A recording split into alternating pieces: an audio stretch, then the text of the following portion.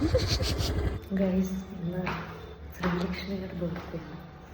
ഞങ്ങളൊരു ചെറിയ സദ്യ പ്ലാൻ ചെയ്യുന്നുണ്ട്. ഒരു പിറന്നാൾ സദ്യ കഴിപ്പിച്ച് ഞങ്ങളുടെ കയ്യിൽ പാത്രമില്ല പായസം ഉണ്ടാക്കാൻ. നേഹയുടെ കയ്യിൽ ഉണ്ടാക്കാൻ വാങ്ങാൻ പറ്റില്ല. ഇന്നലെ രാത്രി ഐഷു സാമ്പാർ അതൊക്കെ ഉണ്ടാക്കി. അവിടെ ഇന്ന് നേഹ ചോറ് ഉപ്പേരി ഉണ്ടാക്കും, പായസം ഉണ്ടാക്കും.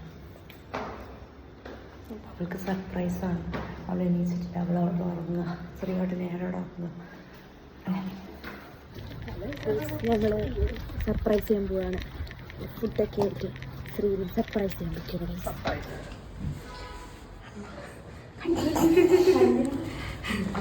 ഇവന്റ് മാനേജ്മെന്റ് ക്യാറ്റസ്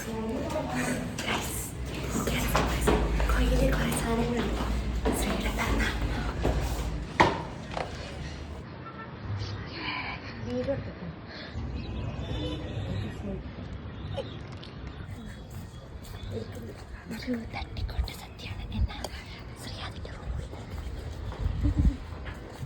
ഇപ്പോൾ വരും. Happy birthday to you, happy birthday to you Sree, happy birthday to U.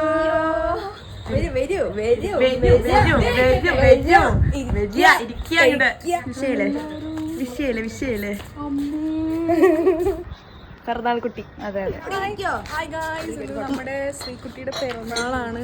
ഞങ്ങളുടെ കുട്ടിയാണ്.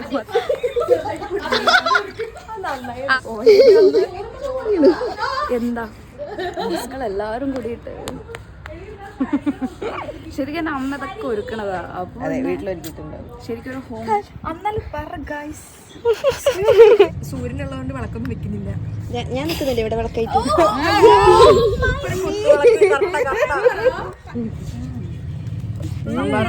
അങ്ങനെ തന്നെ പറയണോ? ചാർട്സ് കൂടെ വേറെ ഒരാൾ കഴിക്കുന്നുണ്ട്. എല്ലാം കൊള്ളാം.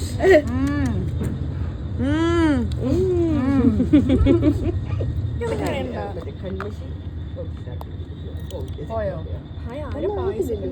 ഐശു എന്റെ കൂടെ